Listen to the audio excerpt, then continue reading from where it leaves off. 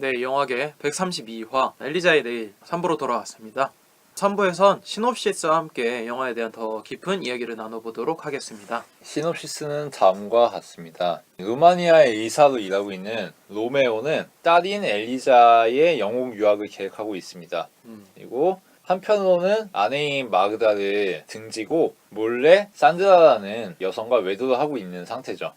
그러니까 두 집 살림을 하고 있는 상황인데 이 상황에서 딸 엘리자가 졸업시험 전날에 괴한에게 습격을 받게 됩니다. 그쵸. 다행히 강간 미수에 그치고 엘리자는 팔이 부러지는 정도로 상황은 수습되죠. 네, 근데 문제는 졸업시험을 봐야만 영국 유학을 갈 수가 있다는 거죠. 그쵸. 이 시험을 망치게 되면 영국 유학을 못 가는 거고. 그래서 로메오는 일단 경찰을 통해서 엘리자를 습격한 범인을 추적하는 한편 네, 자신의 인맥을 총동원해서 네, 부시장과 연결이 되고 음, 이 부시장의 연주를 통해서 시험 감독관을 포섭하게 됩니다. 그쵸. 그래서 우리 딸이 이러이러한 상황인데 네, 좀 상황 좀 봐주시라. 어떻게든 유학을 보내야 된다. 이런 식으로 설득을 하죠. 그래서 엘리자가 시험만 보면 모든 것이 만사오케이인 그쵸. 이런 상황이 됩니다. 네, 하지만 이 상황에서 로메오의 청탁을 들어주는데 핵심적인 역할을 했던 부시장이 경찰의 주요 수사 대상이었던 거죠. 네, 그래서 검찰이 도청을 하고 있다가 로메오와 부시장이 시험을 두고 거래를 한 것을 알게 됩니다. 네. 그래서 이것을 빌미로 협박을 해오죠. 너의 죄는 우리가 묻지 않을 수도 있다. 하지만 부시장은 우리가 취재를 해야 된다. 네, 당신이 주치의니까 주치의 자격으로서 취조가 가능하다는 허가를 내달라. 이런 식으로 설득을 해옵니다. 네, 또 한편으로는 엘리자가 로메오의 외도를 알게 됩니다. 음, 그래서 이 외도 사실이 아내인 마그다에게도 공유가 되죠. 그래서 로메오는 또 집에서 쫓겨나게 되고요. 네, 그야말로 사면초가 상황이라고 할 수 있죠. 그쵸.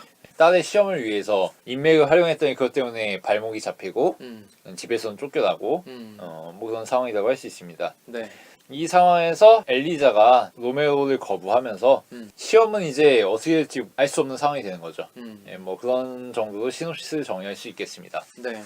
저는 이 영화를 처음에 보고 되게 많은 영화가 떠올랐어요, 사실. 비슷한 영화가 많더라고요, 생각보다. 예. 첫 번째로는 코엔 형제의 시리어스맨. 음, 주인공 레리 코프닉에게 닥치는 여러 고난들이 주된 내용인데 비슷한 요소들이 있죠. 학생의 성적을 올려달라는 에피소드. 한국인이야 그거. 그거 맞아요. 한국인이 돈 주고 올려달라고 하죠. 여기서도 비슷한 상황이 생기죠. 그리고 부부 사이에 불륜이 일어나고 이혼할 것이라고 하는 그런 에피소드. 그런 것들이 여기에 닮아있고 또 다른 영화로는 아까도 얘기했던 다르덴 형제의 아들. 그 영화에서 확실히 그 뒷모습을 계속해서 잡아주는 것이 이 영화에서도 공통적으로 껴있는 것들이 있고 다르덴 형제의 최신작 언노운 걸도 비슷한 면이 있습니다. 주인공인 의사가 여러 가지 스릴러 상황들에 맞닥뜨리면서 이야기를 펼쳐나가는 내용인데 이 영화도 느낌이 사실 비슷합니다. 스릴러적인 요소도 이 영화가 갖고 있는 면이 있기 때문에 직업도 그렇고 닮아있는 면이 여러 가지가 있어서 명작 영화들이 많이 섞여 있는 것 같다라는 느낌 때문에 첫 감상은 그렇게까지 독창적이다, 뭔가 새롭다 이런 느낌은 사실 받지 못했었어요. 네. 제가 생각하기엔 이 영화와 가장 비슷한 영화는 내일을 위한 시간이 아닌가 아, 이런 생각이 들어요. 왜냐하면은 내일을 위한 시간은 주인공인 산드라가 직장 동료들을 설득하기 위해서 여러 번의 테이크를 거치는 과정이잖아요. 계속 산드라와 주변 인물들이 이야기하는 과정으로 영화가 구성되어 있고 그와 마찬가지로 이 영화는 중심 인물이라고 할 수 있는 로메오를 기준점으로 해서 모든 서사가 진행됩니다. 로메오가 등장하지 않는 장면이 하나도 없어요. 모든 장면은 로메오가 중심이 되고 주변 인물들과 로메오의 대화를 통해서 서술이 되죠. 그 점에서 내일을 위한 시간과 형식적으로는 굉장히 비슷하다고 할 수 있는데 네. 이 점은 아까 말했듯이 다르덴 형제의 영향이 어느 정도 있을 수 있다고 볼 수 있죠. 결국은 그러면은 제일 중요한 거는 이 로메오라는 인물이 되는 거죠. 왜냐하면 모든 서사가 로메오를 중심으로 펼쳐지니까. 그렇죠. 그럼 이 로메오라는 인물이 어떤 인물인지를 먼저 살펴봐야 될 것 같은데 일단 이 로메오라는 인물은 표면적으로 의사죠. 전문직이에요. 엘리트고 네. 사회적으로 존경을 받죠. 그리고 심지어 평판도 좋아요. 음. 뭐 수술도 잘한대. 음. 그리고 비리도 없대. 수술이나 진료를 명목으로 돈을 갈취해가고 그런 사람이 아니라고 하더라고요. 그렇죠. 그리고 명시적으로 나이가 나와 있어요. 49. 49세래요. 이 작품이 2016년에 나왔으니까 67년생인 거죠. 이 말인즉슨 이 사람이 차우셰스쿠가 모가지를 짜였을 때 중심적인 역할을 했던 사람이라는 거죠. 막 대학을 다녔을 나이니까 운동권 세대라고 할 수 있고 한국으로 치면은 386이라고 할 수 있습니다. 그렇죠. 그리고 베이비 부머 세대죠. 저희가 4개월 3주 이해 때도 얘기를 했지만 루마니아는 차우셰스쿠 치하에서 강제로 출산을 증진하는 그런 계획을 국가적으로 시행을 했죠. 그렇죠. 그리고 그 가운데 태어난 게 이런 로메오 같은 사람인 거고요. 이때는 출산율이 거의 3에서 4 정도 오갈 때거든. 그러니까 또래가 존나 많은 거지. 윗세대나 아랫세대에 비해서 쪽수가 존나 많은 거고. 그 점이 굉장히 주목할 만한 부분이라고 할 수 있고 계층의 특성상 부패에 굉장히 민감하죠. 전통에 대해서도 애착이 없어요. 왜냐하면 루마니아는 썩은 나라고 차우셰스쿠가 다스리던 나라고 혁명을 통해서 이걸 바꿨으니까 앞으로 길이길이 발전을 해야 될 거 아니야. 그렇죠. 서구를 본받아서 미국이나 영국이나 프랑스나 독일 이런 나라를 본받아서 발전을 해야 된단 말이야. 당연히 루마니아 전통 같은 거는 개 무시가 될 수밖에 없는 거죠. 그렇지. 그런 만큼 개혁적인 성향이고요. 이런 남자라고 할 수 있어요. 이 남자 단독으로 보면 그런 성향이라고 할 수 있는데 보다 중요한 거는 주변 인물들과 어떤 관계를 맺느냐에 따라서 이 남자의 본질이 나오겠죠. 그렇죠. 그러니까 사람이라는 게 그렇잖아. 그 사람 하나만 봐서는 몰라. 몰라. 이 사람이 주변 사람들과 어떤 관계인가. 어. 아내나 남편이나 친구나 음. 혹은 부모님이나 자식하고 어떤 관계를 맺는지를 통합적으로 볼 때 그렇지. 이 사람이 어떤 사람인지 분명하게 볼 수 있다고. 로메오 같은 경우도 이 사람이 주변 인물들과 어떤 관계를 맺는지를 살펴보는 게 좀 더 본질적으로 이 로메오라는 인물이 어떤 인물인지 다가가는 방법이라고 할 수 있겠죠. 네. 그러면 좀 주변 인물들을 네. 살펴서 얘기를 해봐야겠네. 그래서 로메오의 주변 인물을 살펴보면은 일단 제일 중요한 건 엘리자죠, 당연히. 그렇죠. 엘리자는 딸입니다. 로메오는 49세고 엘리자는 18살이에요. 이 말인즉슨 엘리자가 98년에 태어났다는 거죠. 이때 98년이 어떤 시대냐면은 루마니아가 출산율이 존나 급감했을 때예요. 그러니까 로메오는 국가에서 강제로 애를 낳게 시켰을 때 태어난 사람이라면은 엘리자는 아무도 애를 낳고 싶지 않을 때 태어난 애라는 거죠. 이 말인즉슨 또래가 거의 없다. 어른들에 비해서 훨씬 쪽수가 적다. 그리고 고명딸이다. 이거를 바로 연역해낼 수 있죠. 실제로 로메오가 굉장히 엘리자를 애지중지하잖아. 그렇죠. 그리고 다른 자식들도 없어. 왜냐면 출산율이 그거밖에 안 되던 때거든. 그러니까 엘리자에게 몰빵하는 자연스러운 흐름이 만들어지죠. 그래서 몰빵시켜서 어떻게 하느냐. 영국 유학을 보내고 싶은 거지. 그렇지. 왜냐면 여기는 헬 루마니아거든. 그렇지. 헬로마니아냐. 이 출산율 적은 시대에 유일하게 자신이 낳은 게 딸인데 이 딸을 제대로 키워야 될 거 아니야. 그렇지. 이 딸 말고 비빌 언덕이 어디 있어. 귀중하게 키워야지. 그리고 그 가장 좋은 방법은 영국에 유학 보내는 거고. 잔디밭을 걸으면서. 예. 그래서 로메오는 나름대로 꼰대의 기질이 어느 정도 있어요. 그죠. 그래서 엘리자가 남자친구 만나는 것도 경계하고 아, 얘가 처녀가 아니었어? 실망인걸? 이런 생각도 하고 예. 그런 식으로 여러 가지 자신이 갖고 있는 기준치, 표준에 엘리자가 포괄되지 않는 것을 맞듣지 않게 여기긴 하지만 어쨌든 그럼에도 불구하고 나쁜 아빠는 아니에요. 자신이 마음에 들지 않는 부분이 있더라도 그것을 직접적으로 표현하진 않고 실제로 이 로메오가 엘리자에게 잔소리 그렇게 많이 하지 않죠. 그렇죠. 그리고 엘리자가 괴한에게 습격을 당해서 정신적인 트라우마로 인해서 밤에 잠도 못 이루고 있을 때 알아서 위안을 해주죠. 그리고 그것은 물론 엘리자가 다음날 시험을 잘 보게끔 유도하는 그런 이해관계가 걸려있는 문제라서 그런 것도 있지만 순수하게 아버지로서 고명딸에게 베푸는 사랑이기도 한 거죠. 그치. 그리고 굉장히 가정적인 남자예요. 어떤 식이냐면은 뻑하면은 과도로 과일을 깎아줍니다. 그거는 다 마그다를 위해서 그리고 엘리자를 위해서 깎아주는 거거든요. 굉장히 가정에 헌신적인 남자인 겁니다. 물론 외도는 하고 있지만. 그죠. 물론 외도는 하고 있어요. 네. 이게 굉장히 중요한 대목이라고 할 수 있는 게 이 네. 사람은 의사잖아. 네. 근데 의사인데 메스 쓰는 장면 하나도 없어. 근데 과도 쓰는 장면은 수두룩하게 나와. 그러네. 이 말인즉슨 이 사람은 야심을 어느 정도 포기한 사람. 의사로서의 정체성보다는 아버지로서의 정체성이 더 강한 사람이라는 거지. 그만큼 엘리자에게 헌신하고 있고 그쵸. 맹목적이란 거고. 하지만 외도는 하고 있고.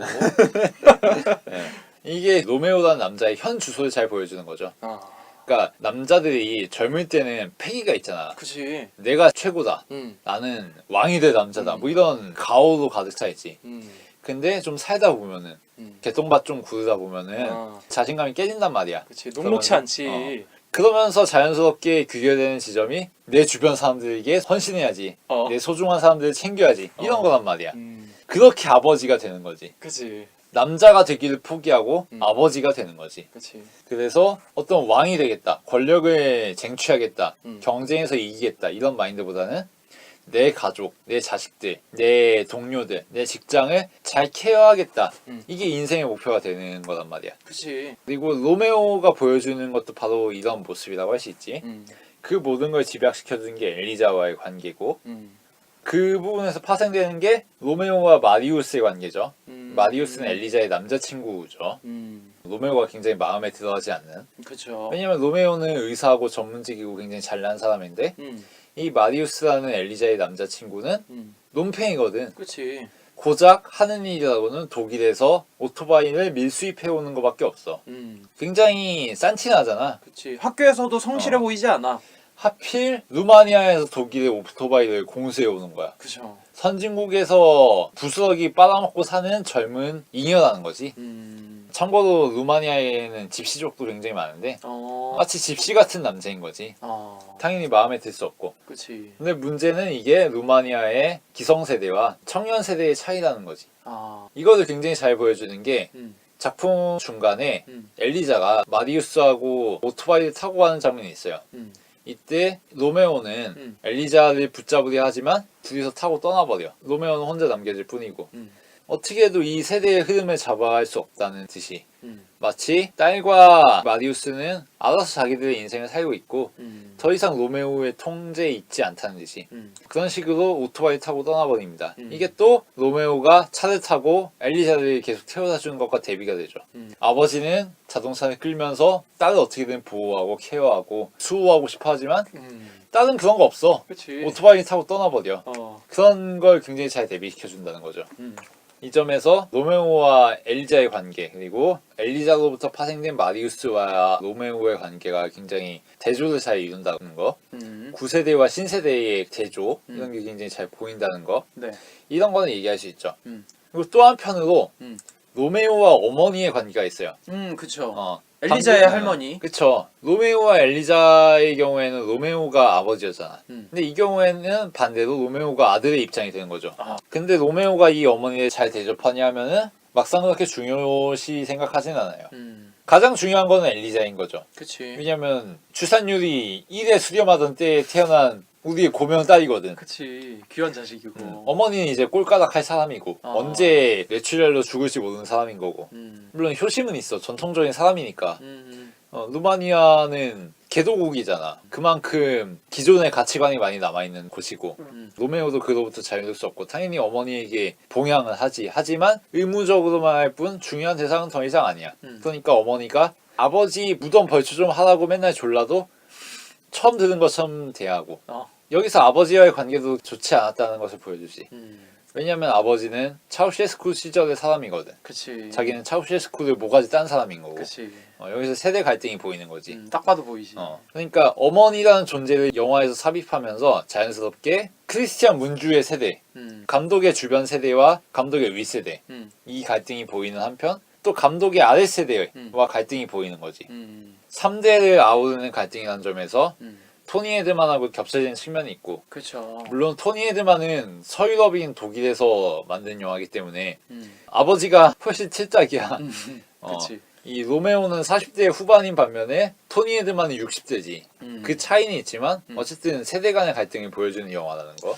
한국으로 빗대서 표현할 수도 있지 않을까? 그치. 한국으로 치면은 로메오 같은 사람이 386 그러니까 지금 50대 정도 되는 그치. 부장님들이고 로메오의 어머니는 이 박근혜를 지지하시는 분들인 거지. 이거. 그치. 그리고 로메오의 자식은 이제 우리 인이인 거지. 그치. 우리 인이 굿즈 모으면서 그치. 청와대 시계 좀 사야 되고 우표도 좀 사야 되는 그런 세대인 거지. 그치. 한국하고 루마니아 같은 경우는 세대가 얼추 맞지.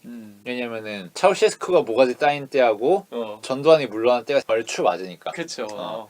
그 점에서 한국에 빗대면 굉장히 잘 맞는다고 할 수 있고 네. 한국의 지금 50대 그러니까 봉준호나 박찬욱 같은 감독들하고 세대가 맞는다고 할 수 있지. 그런 관점에서 엘리자와 이 로메오의 어머니가 로메오라는 존재를 돌아볼 수 있는 거지. 뭐 더 나아가서 우리나라는 개도국은 아니니까 어. 벌써 기러기 아빠들이 훨씬 많아지는 걸 보면은 어느 정도 그런 상황도 좀 이해가 가기도 하죠. 왜 그치. 저렇게 유학을 보내고 싶어 하는 건지. 그쵸. 그리고 방금 로메오의 어머니는 위에 있는 존재였어. 전 세대야. 그리고 로메오의 딸인 엘리자는 아래 세대지, 후세대지. 같은 세대가 아니야. 근데 영화에는 같은 세대 인물들이 몇 명 나와요. 첫째로는 로메오의 부인인 마그다가 나오지. 마그다를 보면은 로메오하고 대충 같이 운동권 생활했을 것 같아. 같이 투쟁도 했을 거고 같이 감옥도 갔을 거고 그런 상황인 거지. 근데 지금은 20년이 지났어. 그러니까 소원해져 자연히. 그리고 서로 처한 현실도 다르고 생각하는 바도 다르고 그러니까 자연스럽게 멀어져. 이거를 굉장히 잘 집약시켜주는 게 마그다의 직업이 사서교사라는 거지. 사서교사가 보면은 그럴듯해 보이긴 하지만 창조적인 직업은 아니잖아. 그치. 대단한 자아실현을 하기 위한 직업은 아니잖아 사실. 그치 쉽지가 않지. 그 반면 로메오는 의사하고 이러니 저러니 해도 어쨌든 사회 최고 엘리트란 말이야. 그치. 마치 마그다는 이 사회 흐름으로부터 도태된 사람처럼 여겨지는 거지. 그거를 가장 잘 보여주는 게 외도가 밝혀지고 난 다음에 로메오와 마그다가 별거를 하게 되잖아. 그치. 그 이후에 로메오가 마그다의 학교를 찾아가게 되는데 그때 마그다가 도서 정리를 하고 있지. 도서실에서. 그치. 그때 보면은 도서관 책에서 인상적인 감흥을 받을 사람이 있겠어? 찾기 쉽지 않지. 오히려 반대로 야 저기는 고루한 책들이 넘쳐나는 곳이구나. 그치. 책에 썩은 냄새가 진동하겠구나. 이런 느낌이 굉장히 물씬 든단 말이야. 그치. 책과 같이 썩어 들어가고 있구나. 마그다는 그런 사람인 거지. 그치. 본인이 그런 거를 원하진 않지만 어쩔 수 없는 시대 흐름인 거지. 그치. 잊혀져가는 존재인 거고. 그리고 그게 사실은 로메오 세대인 거잖아. 그거를 굉장히 잘 환기하는 존재라고 할 수 있는 거지. 그리고 다른 한편으로는 여전히 힘을 발휘하고 있는 로메오의 친구 서장이 있어. 그쵸. 이 서장의 세계는 물론 여전히 칠딱이야. 그리고 가정도 해체됐어. 이혼했거든 로메오보다 먼저. 그럼에도 불구하고 이 루마니아 사회에서는 나름대로 인맥을 통해서 영향력을 행사할 수 있는 위치야. 사서교사하고는 정반대인 거지. 전화 한 통으로 부시장하고 연결이 될 수 있고 시험 감독관하고도 연줄이 닿을 수 있는 거지. 그치. 여러 가지 면에서 아직까지 힘을 쓸 수 있는 그런 계층인 거지. 그게 또 로메오의 특성인 거고 잊혀져가는 입장이 있는가 하면은 아직까지 사회 기득권인 입장이 또 있는 거지. 그리고 이 서장을 통해서 또 소개받는 게 불라이잖아. 이 불라이는 그야말로 시대의 상징이라고 할 수 있지. 애초에 부시장이거든. 부시장쯤 되는 인사가 시대의 상징이 아니면 누가 상징이겠어? 그러면서 이 사람이 하는 이야기들이 의미심장하게 들리지. 자기는 주변 사람들의 사정을 이러저러하게 도와주기 위해서 열심히 일을 하고 있다고. 그치. 나만큼 배포 큰 사람이 어딨냐고 이런 얘기 하거든. 근데 그게 또 자뻑이 아니야. 이 블라이드 소개시켜준 서장 친구조차 이 사람은 굉장히 배려심 있는 사람이라고. 우리 군대도 빼주지 않았냐고. 이런 사람에게 은혜 좀 베풀어야 마땅한 거 아니겠냐고 이런 얘기 하거든. 그리고 그게 또 마냥 개소리가 아니야. 그치. 맞는 얘기거든. 틀린 말 아니야. 신세를 졌으면 신세를 갚아야 될 거 아니야. 그게 인지상정인 거고. 그치. 꼭 냉정한 기브앤테이크가 아니라 사람 사는 도리인 거잖아. 그치. 그게. 사람 사는 논리지. 술리고. 그러니까 이런 식으로 로메오 세대의 사람들이 어떻게 살았는가, 그리고 지금 루마니아 질서가 어떻게 돌아가는가, 이게 로메오와 동세대 인물들을 통해서 자연스럽게 보여진다는 거지. 로메오하고 서장이 처음 대화하는 장면 같은 경우도 그렇지. 그때 굉장히 많은 정보가 관객들에게 전달되거든. 딸 시험은 어떻게 봤냐, 몇 점을 받아야 되느냐, 뭐 이런 거부터. 과외는 어떻게 했느냐, 블라이라는 사람 알지 않느냐, 그 사람이 우리에게 어떻게 해줬지 않느냐, 뭐 이런 식으로 사회 질서가 어떻게 돌아가는지 굉장히 자연스럽게 설명해주고. 그리고 이게 끝이 아니고 그 다음에 다시 만났을 때도 이런 장면이 있어. 이 서장 친구가 하급자에게 개인적인 지시를 했어. 서장 친구의 딸과 이 주인공인 로메오의 딸이 함께 보고 있는 졸업시험의 채점표를 획득해오는 거지. 이거를 자기 하급자에게 시켰어. 원래 개인적인 지시는 하급자에게 시키면 안 되잖아. 공적인 일이 아니면은. 근데 그럼에도 불구하고 허용되는 사회야. 왜냐면 여기는 루마니아거든. 그치. 헬 루마니아이기 때문에. 그리고 따지고 보면 이런저런 기브앤테이크가 있겠지. 그치. 뭔가 자기 뒤로 봐줬으니까 그런 걸 해줘야겠지. 정이 있겠지 또. 그치. 그 정도는 해줄 수 있는 사회인 거지. 맞아. 그런 것들이 굉장히 별거 아닌 대화에서도 잘 드러난단 말이야. 이 사회는 서로가 서로에게 신뢰하고 의존하고 의지하고 굳이 금전적인 거래관계가 오고 가지 않아도 정으로 모두 해결할 수 있는 그런 사회라는 게 자연스럽게 대화를 통해 설명이 되거든. 그치. 그런 것들을 굉장히 잘 표현하고 있지 않나. 그러니까 결론적으로 정리하면은 이 로메오라는 중심 인물을 하나 설정해 두고 그 윗세대인 어머니, 그 아랫세대인 딸, 그리고 그 주변 세대인 아내, 친구, 혹은 인맥 이런 것들 모두 제시하면서 이 로메오가 어떤 인물인지를 총체적으로 보여주는 거지. 그러면서 관객에게 판단을 하게 해주고 아 로메오가 어떤 사람이구나 라고. 근데 가장 중요한 사람을 지금 뺐는데? 왜 누냐? 산드라는 인물도 있지. 이렇게 사회적으로 모범생이고 높은 지위에 어. 직업으로서 윤리를 갖고 있는 사람, 그리고 딸도 너무나도 귀하게 생각해. 그럼에도 불구하고 외도라고 하는 그런 치부를 너무나도 자연스럽게 갖고 있는 거지. 이게 가장 중요한 요소가 아닐까 생각했는데. 그리고 산드라도 보면은 젊은 사람이야. 엘리자하고도 그렇게 연배 차이가 많이 나진 않겠지. 그럴 것 같아. 특히 한 10년, 15년 그 사이겠지. 그리고 싱글맘이야. 이혼을 했어. 애가 있어. 이것도 의미심장하지. 왜냐면은 로메오의 친구인 서상도 이미 이혼을 했고 로메오도 결국은 이혼을 하게 되는 수순을 밟게 되잖아. 그렇지. 이미 합의가 된 것 같아. 이혼을 해서 너랑 결혼할 거라는 계획이 벌써 짜여 있는 것 같은 느낌이야. 그리고 마치 이것이 이야기거리조차 안 되는 것처럼 영화가 흘러간단 말이야. 그치. 왜냐면 루마니아에서는 이혼은 당연한 거거든. 그런 이혼녀의 관계에서도 로메오의 개성이 굉장히 잘 드러나지. 아내도 있고 자식도 있고 가정에 충실하려고 하지만 실제로는 딴주머니 차고 있다는 거. 그리고 그 딴주머니 차는 대상이 또 딸인 엘리자의 학교의 교직원이잖아. 그리고 이 관계는 어떻게 생성됐냐면은 어디 무슨 매춘해서 생성된 게 아니고 의사로서 환자의 질병을 치료해주다가 정분이 난 거거든. 그치. 인간적인 관계야. 금전적인 관계가 아니고 서로 정으로 오가는 관계였던 거지. 그래서 이렇게 주변 인물들을 통해서 이 로메오라는 인물의 일면들이 전달이 되고 그 일면들을 종합해보면 이 로메오라는 인물의 인격 상태가 나오는 거지. 이 사람은 모범 시민이야. 그리고 좋은 아버지야. 하지만 이리저리 들춰보면은 결국은 허점이 있고 자신의 도덕성에 대한 확신을 지탱할 수 없는 인물이라는 게 결국은 나오지. 그래서 이 인물이 보이는 행동에 있어서 굉장히 흥미로운 게 로메오가 영화 내내 보이는 모습은 무언가를 추적하는 모습이야. 범인을 쫓는다든가 그치. 아니면 지금 눈앞에 떨어진 일을 처리하러 간다든가 아무튼 당장 뭔가를 쫓아가야 되는 사람이야. 그쵸. 하지만 뒷모습을 놓쳐야지 이러면서 그 뒷모습에 뭐가 있느냐. 외도남이 있고 엘리자라는 딸을 어떻게든 자신의 계획대로 성장시키고 싶은 프린세스 메이커로서의 욕망이 있고 그리고 차우셰스쿠 시절에는 사회개혁을 위해 운동을 했지만 지금 당장은 자신의 이해관계에 민감한 자신의 성공과 출세와 득세에 열을 올리고 있는 한 중년 남성의 모습이 비춰지는 거지. 그치. 그래서 의사로 정한 게 난 타당한 판단이라고 봐. 왜냐면 의사는 기본적으로 전문직이야.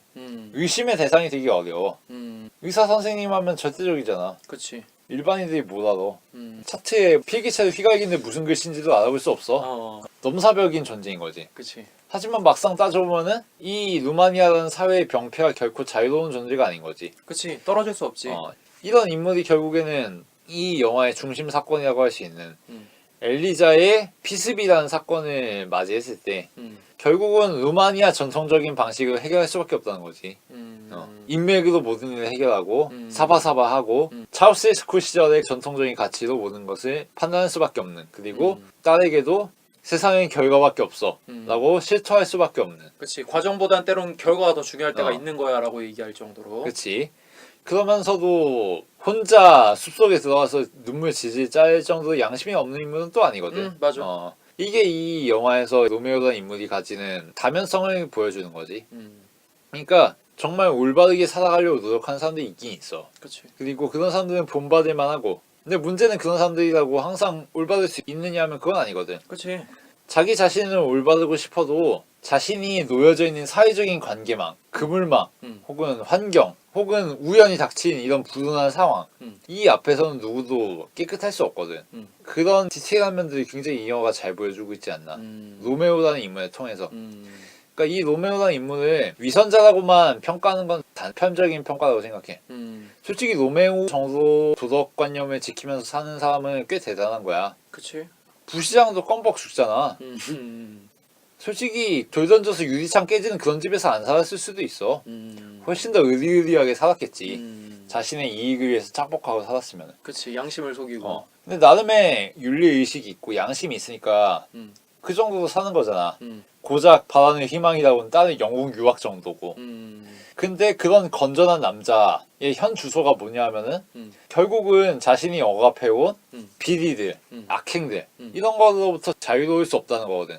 이 말인즉슨 단순히 껍데기인 사람이 아니라 진짜 올바른 사람, 건전한 보통 시민이어도 악마의 소나기로부터 빠져나갈 수 없다는 걸 의미하는 거거든. 맞아 맞아. 그 점에서 이 영화의 대사라든가 배우의 연기라든가 상황 설정 혹은 인물들의 판단 이런 것들 상당히 디테일하게 잘 설정하지 않았나 그런 생각을 했어. 굉장히 공감 많이 가고 나는 스미스가 뒷부분에 한 이야기를 좀 더 붙여서 이야기할 수 있을 것 같아. 그러니까 로메오는 지금 하는 선택들을 보면은 개인적인 욕망을 실현시키려고 어떻게든 비리를 저지르고 악마와 거래하는 것처럼 보이지만 사실은 그렇지 않아. 이 사람은 루마니아의 시스템 속에서 강요받는 상황에서 선택을 하는 것 뿐이거든. 이 사람이 살아온 역사를 살펴보면 어머니는 밑에 세대들 다 떠나면 어떡하느냐, 우리가 남아갖고 현실을 변화시켜보자 라고 하는 말도 안 되는 틀딱들이 하는 소리를 하고 앉아있고 그러니까 로메오 입장에서는 답답한 거지. 왜 박근혜를 뽑아? 말이 안 되는 소리를 하고 있어. 토론장에 나가서 말도 못하는 사람을.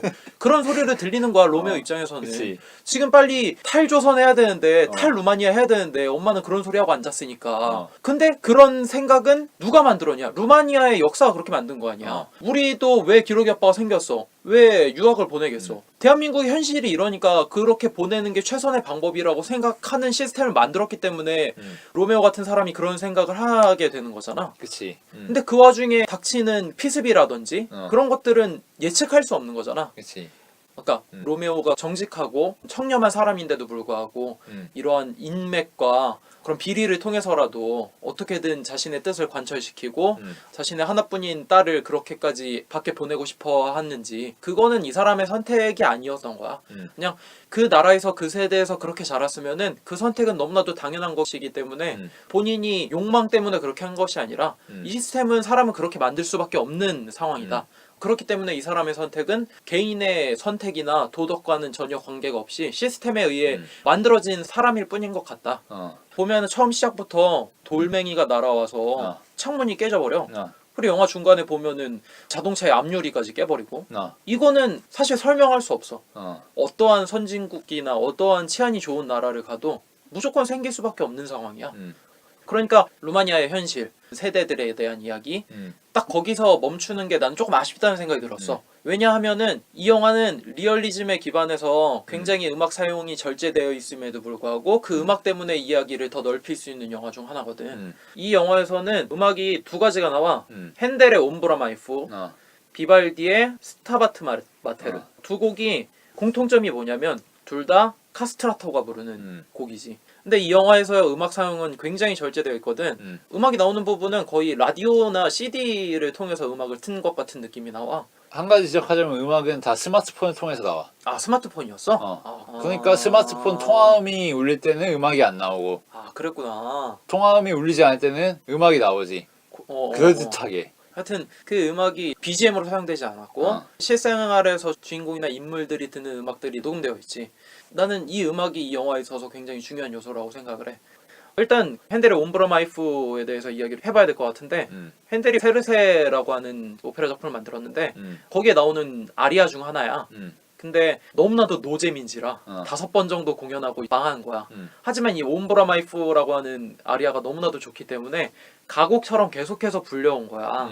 근데 중요한 거는 곡을 부르는 인물이 크세르크스 1세라고 하는 위대한 전사인데 낭만적인 사랑을 하는 뭐 그런 내용인데 되게 재밌는 게 이 위대한 전사인데 카스트라토가 연기를 한단 말이야. 그치. 남성의 목소리가 아니라 아주 예쁘장한 목소리지. 여성의 목소리로 노래를 한다는 거지. 가사 내용은 자연이 만들어낸 그림자에 대한 이야기라고 볼 수 있어. 자연이 아무리 너한테 그림자를 드리우고 천둥을 치고 번개를 때리더라도 너 자신은 해치지 못할 것이다. 뭐 이런 것에 대한 이야기야. 음. 그러니까 루마니아의 시스템 때문에 이 사람이 고통을 받을 수 있다고 생각할 수 있지만 이 사람한테 처해지는 고난과 고통들은 살펴보면 무고한 거거든. 자연재해나 다름없는 상황들이 자꾸 펼쳐지는 거거든. 어디선가 돌이 날라오고 딸아이는 괴한한테 사고를 당하고 그런 것들이 계속 맞물리거든. 그러니까 이 영화는 물론 루마니아에 대한 이야기가 될 수 있지만 이런 음악을 넣고 이 나무 그늘에 로메오가 찾아가서 울 정도로 가사와 맞닿는 내용을 진행시켰기 때문에 굳이 루마니아로만 지을 이유가 없다. 한 남자로서 자신이 청렴한 척 사회적으로 지위도 갖고 자존심을 지켜왔지만 이런 자연재해 비슷한 고난들 앞에서는 나무 그늘 아래서 울 수밖에 없는 상황들. 하지만 그것은 인위적으로 만들어진 고난이나 시스템의 문제가 아니라 그냥 인생에 있어서 불어닥칠 수 있는 풍파다.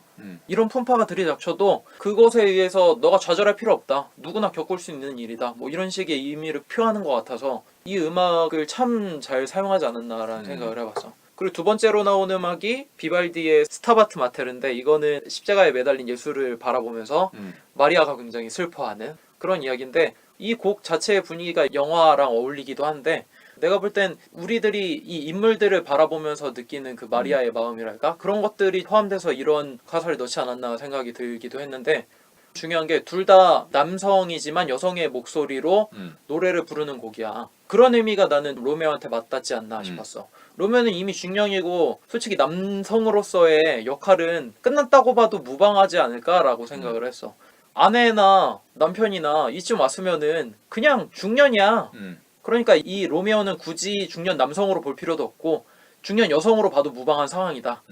그렇기 때문에 의미가 좀 더 확장되지 않나 싶어. 그러니까 하나의 그냥 인격체, 인간으로서 바라보는 그 상황인 거지. 그러니까 마치 로메오가 마리아가 되는 거지. 그리고 십자가에 달린 예수님의 고난 같은 거는 그 딸로 치환할 수 있는 거고. 본인이 보기엔 너무나도 위태해 보이거든. 이 딸의 모습이. 딸이 어떻게 갈진 모르겠지만 마리아로서 부모로서 보는 이 마음은 너무나도 간절하거든. 그렇기 때문에 이 음악과 굉장히 어울리는 것 같다. 가사들이. 그리고 루마니아의 세대 그걸로 한정치지 않고 어느 나라에서 어느 사람이 봐도 충분히 공감할 수 있는 이야기다라고 하는 것들이 확장되지 않았나라고 하는 이야기를 해보고 싶었어. 내가 생각하기에는 로메오라는 인물의 개성에 초점을 맞춘 곡 선택이 아닌가 싶은데 로메오는 남자는 고자에 가까운 거지. 그치. 그렇게도 볼 수 있지. 고자에 가까우니까 엘리자에게 매달리는 거 아니야. 고자에 가까우니까 이 나라엔 더 이상 답이 없고 내가 바꿀 수 있는 게 아니고 너라도 탈출해라. 뭐 이런 거 아니야. 나는 더 이상 남성의 목소리를 낼 수 없어. 나는 씨 없는 수박이다. 뭐 이런 거지.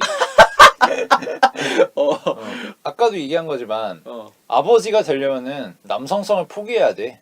남성은 뭐야? 정복하고 생육하고 번성해야 돼. 정복들이 계속 늘려야 된다고. 그치. 근데 이미 끝났지. 그럴 수 없어. 퇴물이거든. 그치. 그리고 본인이 본인만의 울타리를 확실하게 잡아두고 그 안에 있는 내 영역, 내 자식들, 내 가족들 이런 걸 챙겨야 번성할 거 아니야. 장면 중에 하나가 내연녀의 아들이 처음 등장하는 장면에서 가면을 쓰고 등장하잖아. 마테이. 근데 그 가면이 섬뜩하잖아. 개가면. 그치. 굳이 그런 가면을 씌워서 첫 등장을 하는 거 자체가 로메오한텐 부담으로 확 와닿잖아. 내가 더 이상 무언가 새로운 영역을 넓히는 것은 두려운 상황이구나라고 하는 것을 은유하는 것 같기도 하고. 그래서 로메오를 상징하는 음악은 그런 고자의 음악일 수밖에 없다고 생각을 해. 고자가 할 수 있는 선택지를 지금 하는 게 로메오인 거잖아. 그리고 그조차도 실패하고 있는 거고 지금. 내가 고자라니. 로메오가 고자라니. 그리고 이런 로메오의 어떤 강박 그리고 사회적인 억압 이런 걸 굉장히 잘 드러내는 소재가 있어. 바로 전화벨 소리지. 전화벨이 진짜 시도 때도 없이 울려 이 영화에서는. 그리고 그 전화를 받을 때마다 서사가 전개되지 계속. 그렇지. 근데 생각해보면 전화벨이란 거는 결국은 독촉이잖아. 재촉하는 거고 상대방을. 빨리 전화 좀 받아라. 그리고 나하고 대화 좀 하자. 뭐 이거 아니야. 로메오가 불라이라든지 서장 친구라든지 기타 인물들과 허물없는 거래를 하는 것 같아도 정에 의해서 서로 후예적인 관계를 맺는 것 같아도 사실 마냥 그런 건 아니지. 그치. 서로 신세를 봐주는 데서 의미가 있는 거잖아. 이 로메오는 핏을 지고 있는 사람인 거지.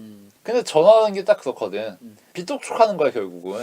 그치. 빚 갚아야 되는 사람이지. 채무자지. 그치. 음. 그게 돈이라는 형태만 아닐 뿐 음. 감정적으로든 혹은 정신적으로든 음. 채무를 이행해야 되는 사람인 거야. 음. 그러니까 전화벨이 계속 울리는 거지. 음. 그 점에서 전화벨이라는 소재가 굉장히 루마니아적이라는 생각이 들었어.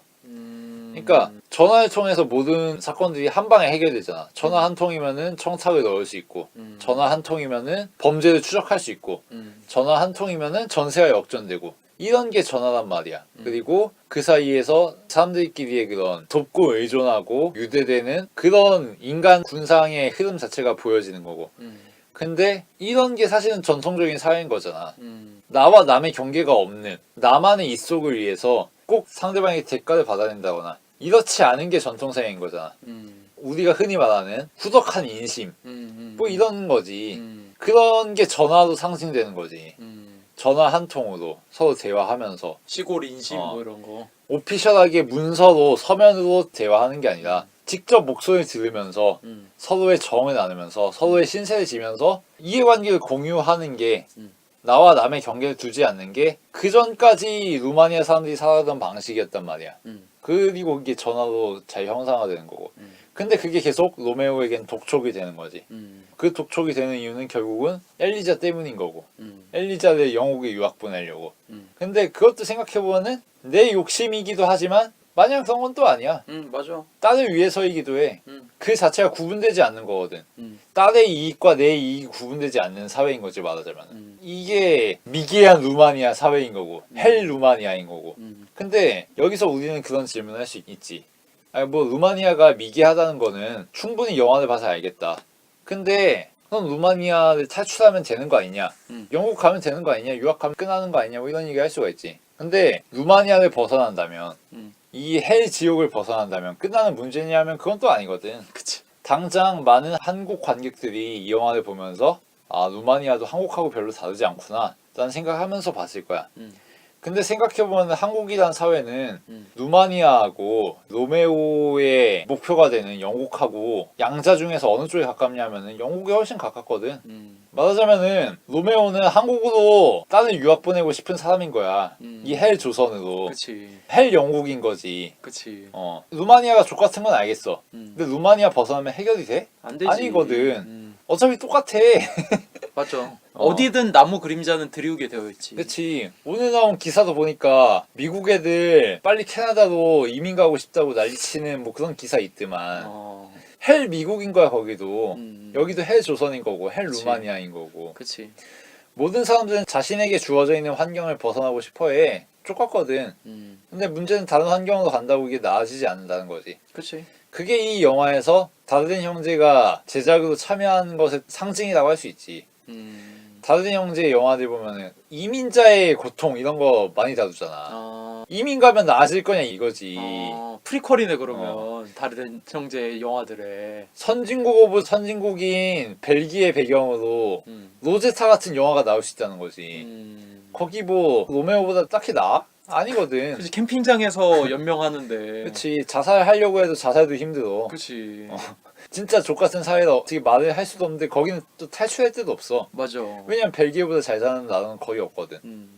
얼마나 암울한 상황인 거야 이게. 그러니까 사실은 이게 이 영화에서 드러냈으면 더 좋았던 부분이라고 생각해. 루마니아의 현실을 묘사하는 건 좋지만 나의 멋진 서쪽 나라는 얼마나 다르냐 이거지.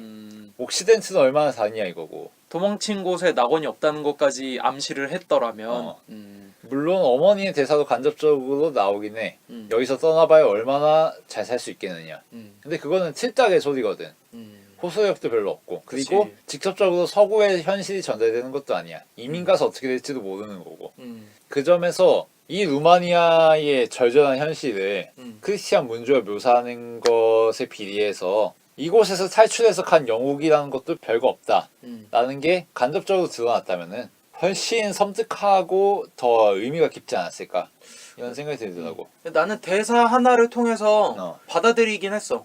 그러니까 그 아까 옴브라 마이프 가사에서 나오는 나무 그늘, 자연재해, 어디서든 불어닥칠 수밖에 없는 그런 고난들, 결국 나무 그늘은 자연에 있는 거잖아. 근데 이야기할 때 영국에 유학 간 다음에 잔디밭을 걸으면 너 기분이 달라질 거다.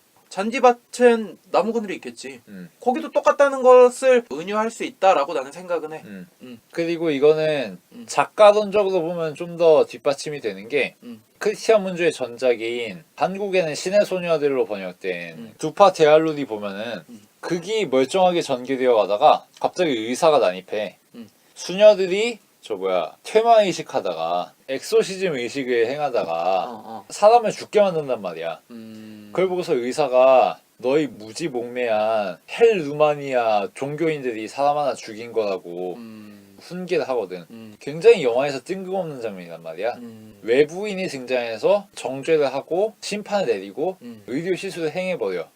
마치 이 의사의 말이 표준인 것처럼.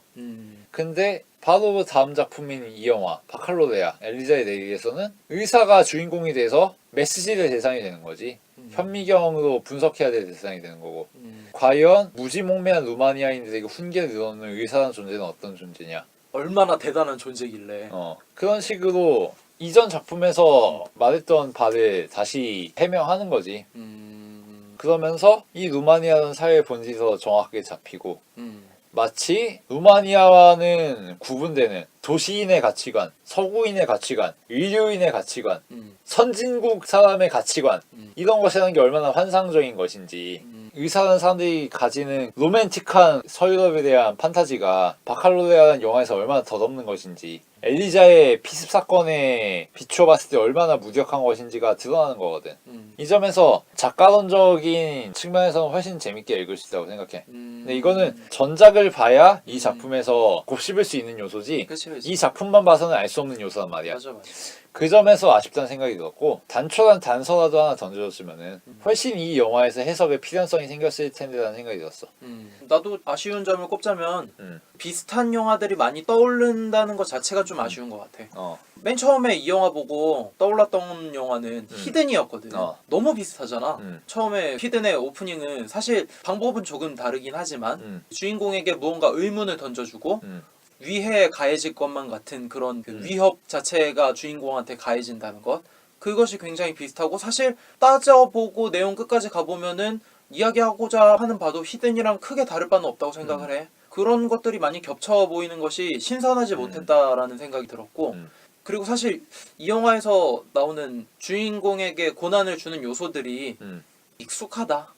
명작 코스프레 한다라고 느낄 정도로 우리가 흔히 작품성이 좋다고 하는 영화들에 많은 것들을 차용했다는 느낌이 들어서 다른 의미를 내포하긴 하지만 아들에서의 뒷모습도 그렇고 실의 소면에서 당면하는 주인공의 고난들과 역경들의 에피소드들도 그렇고 그 와중에 이 주인공이 모순된 선택을 해나가면서 왜 그 상황 속에서 주인공이 그렇게 괴로워야만 하는 건지 그런 것들은 참 많은 영화에서 다루었던 건데 발전 없이 가져왔다는 느낌 때문에 그렇게 신선하진 못했고 나도 스미스랑 굉장히 공감하는 게 그래서 이 루마니아의 체제를 보여주는 거에서 끝나잖아. 어쩌라고 그게 끝인 거야. 그냥 그것만 잘 묘사하면은 대단한 건가? 나는 사실 그렇진 않다고 보거든. 뭔가 그래도 나름의 해결 방안이 있다든지 아니면 우리한테 뭔가 질문을 던져준다든지 풍경만 묘사한 것만으로는 그렇게 가치 있다고 얘기할 수는 없는 것 같거든. 그래서 나는 차라리 작년에 나왔던 윤가은 감독의 우리들 같은 작품을 보면은 거기서 나오는 꼬맹이들의 부딪힘은 굉장히 필연적으로 보이거든. 성장기에 있어서 필수적으로 겪을 수밖에 없는 코스들로 보이고 그런데다가 그 영화의 해결점은 생각보다 말도 안 되는 쉬운 곳에서 나타나지. 남동생의 입에서 나오는 그렇게 싸우면 우린 언제 노냐고 이야기를 하면서 어떻게 엔딩을 맺을지까지 어느 정도 결정 지어지고 마무리 지어지는 그 정도의 충격은 이 영화에서 느끼진 못했던 것 같아. 그렇기 때문에 나는 예술적으로 높은 점수를 줄 수는 없을 것 같고 표현상으로 재미있는 부분을 열거하자면 그 세대의 반복이라는 테마가 있겠지. 이것을 가장 직접적으로 보여주는 거는 시소와 그네가 있어. 로메오가 팀과 미팅 사이에서 잠시 뜬 시간을 보낼 때 놀이터에서 애들이 그네를 타고 시소질을 하는 걸 보는 장면이 있거든. 그게 꽤 오래 진행돼. 마치 루마니아 현실은 시소질과 그네질처럼 반복될 뿐이라는 거. 진자 운동처럼. 그렇지. 그리고 그 속에서 못 모르고 그냥 노는 아이들의 모습들과 함께. 그리고 또 재밌던 요소가 오프닝에서 음. 무덤을 파는 사람이었어. 음. 오프닝에서 보면은 그러니까 땅을 파는 사람이 있어. 땅을 파는 사람을 보여주면서 계속 삽질이 진행되다가 갑자기 돌멩이가 나와서 창문을 깨는 거지. 여기서 알 수 있는 거는 누군가 자기 무덤을 파겠구나 이거거든. 지금 이 영화에서 자기 무덤을 파는 사람이 누구야? 로메오거든. 그치. 이 부분도 복선으로서 상당히 의미 있다고 봤고 단순히 복선만은 아닌 게 이게 아버지의 무덤이라는 소재하고 또 호응을 해요. 로메오의 어머니가 이야기를 하잖아. 아버지 무덤 가서 벌초 좀 해라. 무덤 관리 좀 해라. 근데 로메오는 그거 싫거든. 이미 틀딱인데 왜 챙겨줘야 되냐. 그치. 이미 뒤졌는데 어쩌라고. 이거거든. 근데 그게 본인에게도 적용된다는 거지. 이 점이 굉장히 재미있는 요소라고 봤고 또 포인트로 짚을 만한 거는 이 영화에서 검찰의 개입이 두드러진다는 거지. 이 블라이하고 로메오가 모종의 거래를 맺잖아. 우리 딸이 피습을 당했으니까 시험을 망칠 수도 있는데 이 시험을 잘 볼 수 있게 시험 감독관을 포섭해달라 라는 게 로메오의 요청이었잖아. 그리고 블라이가 그것을 이행해주고 근데 그것을 검찰이 들어버리는 거지.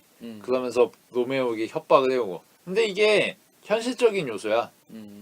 지금 루마니아에서는 반부패 운동이 굉장히 극심하게 일어나거든. 이러면서 박근혜 퇴진하라고 시위하는 것처럼 루마니아 사람들이 시위하고 있단 말이야. 그리고 검찰도 그걸 활용해서 우리가 부정부패를 척결하겠다 라는 제스처를 취하고 있거든.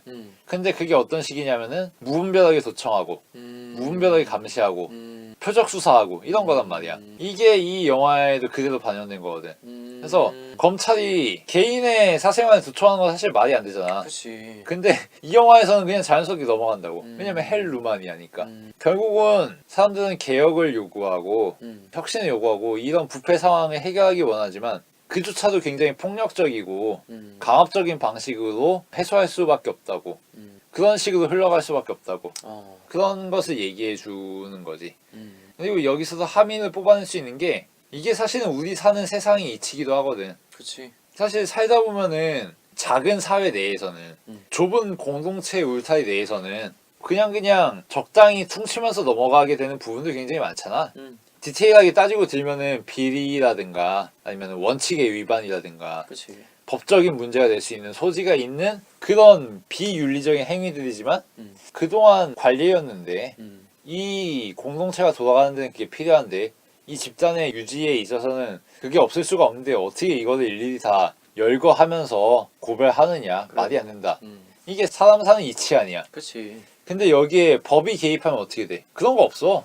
사정 안 봐줘. 그치. 아무리 이건 어쩔 수 없는 세상 돌아가는 이치다라고 항변해도 심판은 냉정한 거거든. 검찰의 개입이라는 게 그런 거지. 이 루마니아 사회는 단순히 돈으로 돌아가는 사회가 아니라 정과 정이 오가는 사회란 말이야. 엘리자의 입시 비리도 돈이 오가는 상황은 아니잖아. 그치. 오히려 나한테 돈 주지 말라. 이건 양심에 꺼리는 짓이다. 이거는 당신의 사정을 봐서 긍휼히 여겨서 하는 짓이지 내가 돈을 받아고 하는 짓이 아니다 라고 시험 감독관이 얘기하잖아. 아예. 그치. 인정을 베푸는 거니까. 서로 선의로 하는 짓이다 이거지. 그치. 결국은 이게 참 기만적인 이야기긴 한데 근데 법이 개입하면 어떻게 돼? 그런 거 없는 거지. 그치. 돈을 주고받았든 아니든 이거는 입시 비리고 사회 질서를 훼손한 거고 원칙을 깨뜨린 거잖아. 그러니까 당연히 심판받아야 되는 거. 근데 그게 적절한 심판이냐 하면 마냥 그렇게 얘기할 수 없거든. 더 재밌는 거는 이 선의가 법 앞에서도 당당해. 이 로메오도 자신이 죄를 저지른 걸 알고 있지만 난 이게 잘못된 거라고 생각하지 않기 때문에 지금 떳떳하다고 이야기하는 거잖아. 지금 그런 상태인 거지. 그렇지. 무엇이 우선순위가 되는지가 다른 거지 지금. 그게 세상 돌아가는 방식이고 사람 사는 이치다 얘기하고 항변할 수 있는 거지. 그 상태에서 법을 들이대고 객관적인 가치를 들이대고 윤리를 들이대는 게 오히려 폭력일 수 있지 사실은. 하지만 세상은 그렇게 돌아가잖아 사실. 우리가 학교나 군대에서 별거 아닌 눈 감아줄 수 있는 행위일 줄 알았는데 군기교육대 가면 안 그렇거든. 그치. 영창 가고 이러는 거거든. 그치. 근데 그게 마냥 영창 간다고 선이고 그냥 덮는다고 악이고 그렇게 흑백 논리로 얘기할 건 아니긴 해. 맞아. 마치 그런 거란 말이야. 근데 검찰의 세계에서 그런 게 어딨어. 법의 세계에서 그런 게 어딨고. 냉정한 거거든. 이게 사실은 선진 시민의 자세인 거지. 기타 사정이고 뭐고 속세에 돌아가는 속사정이고 뭐고 원칙이 안 맞으면은 몽둥이질 맞아야지. 이게 보다 발전적이고 본받을 만한 표준인 거지. 근데 그렇게 살아간다고 행복한 사회가 되냐면 그건 또 아니거든. 그치, 행복이랑은 어. 다른 거지. 아까 얘기했잖아. 음. 영국 잘 살아?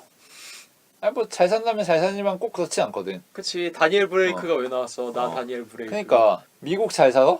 아니 캐나다 이민 간다는데 뭐. 한국 잘 살아? 해조선이라는데 뭐. 그치. 결국은 그런 객관적이고 합리적이고 이성적인 가치들, 미개하지 않은 세련된 가치들을 받아들인다고 그런 요소들이 해결되지 않거든. 로메오로 대변되는 루마니아의 보통 사람들이 저지르는 만행들과 인습들이 마냥 배격할 대상이냐? 그건 또 아니거든. 또 그치. 긍정의 대상도 절대 아니지만. 그러니까 이 미묘한 부분을 검찰이라는 존재를 개입시키면서 굉장히 잘 드러냈다는 생각이 들어. 만약에 검찰이라는 요소를 개입을 안 시켰으면은 루마니아의 현재 돌아가는 속사정하고 연결이 좀 덜 됐겠지. 그리고 그 루마니아 속에서도 그들만의 이야기로 빠질 수도 있는 상황이었겠지. 그치. 근데 이 검찰이라는 존재가 개입하면서 저 검찰이 상징하는 서구적인 세계관, 선진적인 세계관이 꼭 옳은 건가? 뭐 그 점에서 상당히 적절한 선택이었다는 생각이 들더라고. 자신이 하고자 하는 내용을 굉장히 디테일하게 군데군데 잘 배치를 해놔서 긴 시간 이야기를 할 수 있었던 것 같아요. 예. 자, 그럼 슬슬 마무리를 해보도록 할까요? 예. 네.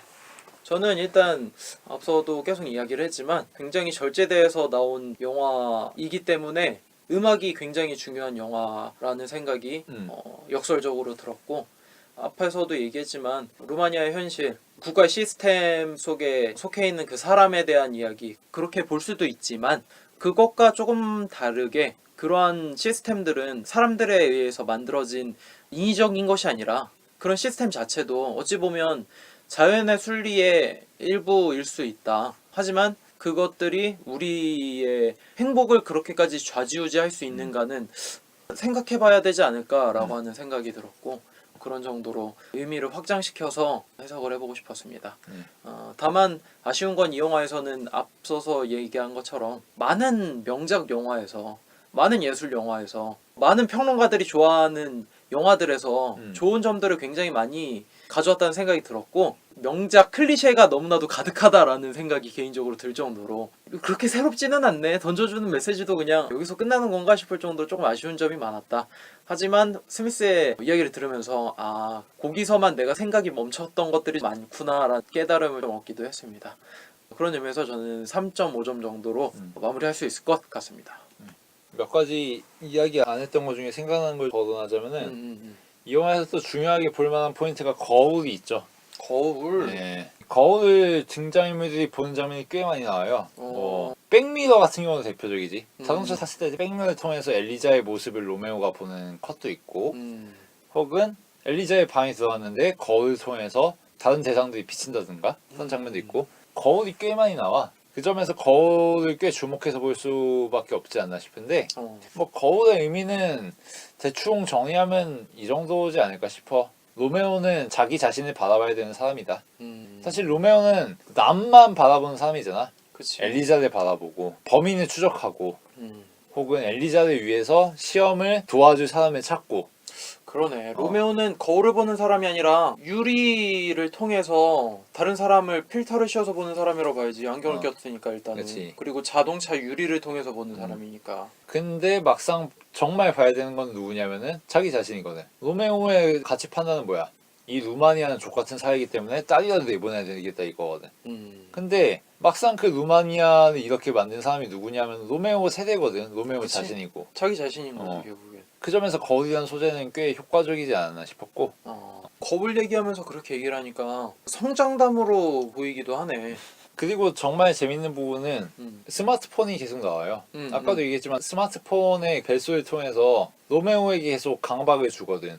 빨리 전화 받아. 그치. 빨리 문제 해결해야 돼. 빨리 신세를 갚아. 뭐 이런 거거든. 근데 이 스마트폰이 나중에 결국 어떻게 되냐면은 엘리자의 졸업식을 찍는 사진기 역할을 한단 말이야.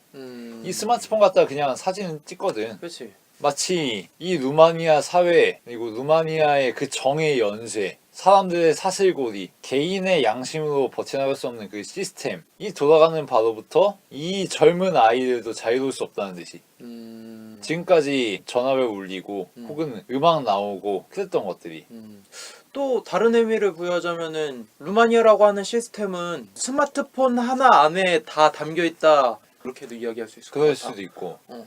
또 한 가지 짚자면은 굉장히 서구적인 아이템이란 거지. 루마니아라는 그지 나라에 걸맞지 않은 최신 아이템이잖아. 스마트폰. 그 아이템을 가지고 핸드도 듣고 비발디도 듣고 얼마나 부르주아스러워. 여유 넘치고 엘리트스럽잖아. 상류층스럽고. 그치. 그 아이템이 결국에는 엘리자를 비롯한 젊은이들을 박제해버리는 그런 거란 거지. 굉장히 재밌는 함이라고 생각하고 그렇게 보니까 또 아기자기하고 센스 있다. 어쨌든 그 스마트폰 하나로 카메라도 됐다가 늘었다가. 스피커도 됐다가 전화기도 됐다가 변용 자체가 굉장히 재밌지 않았나 그런 생각이 들었고 다만 나는 이 영화에서 굉장히 아쉬운 부분이 앞에서도 얘기했지만 루마니아 외부 상황에 대한 이야기 루마니아 외부로 가면 얼마나 나아질 것인가에 대한 이야기가 암시가 부족하다는 점도 있고 두 번째로는 결말이 너무 아쉽다는 거. 물론 루마니아의 이 청년을 찍은 사진이 의미는 있고 굉장히 흥미로운 건 이게 로메오와 산드라의 아들 마테이가 함께 있을 때 같이 보는 사파와 굉장히 비슷하다는 거지. 남학생과 여학생이 같이 뛰노는 그런 벽화 같은 거. 그거하고 맞닿기도 하고 마치 이 아이들이 겉으로는 실실 웃으면서 행복을 누리고 있지만 그 속에는 온갖 입시 비리와 부패와 불건전함이 내포되어 있다는 듬직한 함의가 있긴 하잖아. 근데 그럼에도 불구하고 정말 아쉬운 거는 엘리자의 실토로 영화가 끝났다는 거. 엘리자가 마지막에 로메오에게 아버지가 사실 감독관 포섭할 필요도 없었고 인맥 활용할 필요도 없었다. 사실 내가 질질 짜니까 봐줬더라. 이렇게 얘기를 하잖아. 루마니아가 다 그렇지 뭐 아버지 뭐 그것도 모르면서 왜 그렇게 열을 냈어요? 뭐 이런 느낌을 준단 말이야. 근데 이거는 감독이 관객에게 사기친 거거든. 그치. 헛고생한 거잖아. 그리고 딸은 그 모든 걸 알면서도 모른 척 했다는 이런 게 되는 거잖아. 그치. 사실 아버지는 딸에게 때묻지 않은 사회를 선사해주기 위해 나처럼 더럽혀지지 말라고 노력했지만 사실은 딸도 이미 더러워진 사회인 거야 라는 거를 감독이 그 안에 난입해서 알려주는 식인 거지. 그 점에서 굉장히 몰입을 깼고 이 결말 때문에 감흥이 진짜 싹 가신다라는 생각을 했어. 이 영화가 물론 새로운 건 없지만 그럼에도 굉장히 디테일하다는 측면에서 높이 살 만한 부분이 많다고 생각하거든. 아까 말한 그 루마니아 사회가 어떻게 돌아가는지에 대한 그런 디테일한 부분들을 대사 한마디 혹은 컷 하나하나를 통해서 알려주잖아. 아까 이야기했듯이 서장 친구와 로메오의 대화 속에서 온갖 천태만상이 다 드러나기도 하고 하급자를 자기 사적인 용도로 부려먹는다는 게 은연중에 드러나기도 하고 진짜 섬세하게 잘 그려낸 부분들이 많단 말이야. 하다못해 로메오가 먹는 음식들이나 깎는 과일들 이런 거에도 굉장히 신경을 많이 썼단 말이야. 디테일하지. 나누는 대화들도 보면은 진짜 방망이 깎는 논의 수준이야. 로메오가 마그다에게 힐난하는 대사들이라든가 아니면은 로메오가 산드라하고 싸우면서 이야기하는 대사들이라든가 이런 거 보면은 진짜 그 자리에 있는 것 같은 느낌을 주거든. 근데 그 모든 게 사실은 내가 아빠보다 한 수 위야. 뭐 이런 마지막 결말로 인해서 싹 가셔버렸어. 그치. 이 모든 디테일한 안배들이. 그치. 갑자기 분위기 쌓이지지. 그래서 결말 때문에 상당히 실망을 했고 점수를 주자면 3개 반 정도 주고 싶습니다. 높네요 그래도. 네. 완성도 측면에서는 결말 빼면은 별로 깔 게 없다고 생각했거든. 전혀 새로울 건 없어도 기존에 있는 요소들을 굉장히 신경 써서 잘 배치한 티가 뚝뚝 묻어나는 영화라고 생각을 해서 참 그런 의미에서 다르덴 형제의 아들의 결말은 참 잘 만들지 그치. 않았나. 이 영화를 어떻게 마무리할까가 영화를 보는 내내 궁금했었는데 참 그 영화 엔딩과 비교하면 클래스 차이가 난다 뭐 이런 느낌이 들 정도로 많이 아쉬운 저도 엔딩이었어요. 그러니까 하고 싶어하는 이야기를 거의 설명충 수준으로 숨겨두는 거 없이 다 빼서 다 보여주잖아. 다 드러내주잖아. 근데 그렇게 다 드러내는 거는 천박하잖아 솔직히. 그치. 맥거핀은 맥거핀으로 남겨둬야지. 그걸 굳이 시험에 대해서 이야기를 할 필요는 그치. 굳이. 아 돌멩이를 던진 거는 뭐 마테이가 맞다고 알겠지. 마테이가 놀이터에서 맞아. 자기 순번 뺏기니까 돌멩이 던지잖아. 맞아. 상징적으로 보면은 마테이로 대변되는 00년대생들이 돌멩이를 던진 거라고 봐야겠지. 거기까지 해석이 가면 복잡합니다. 응.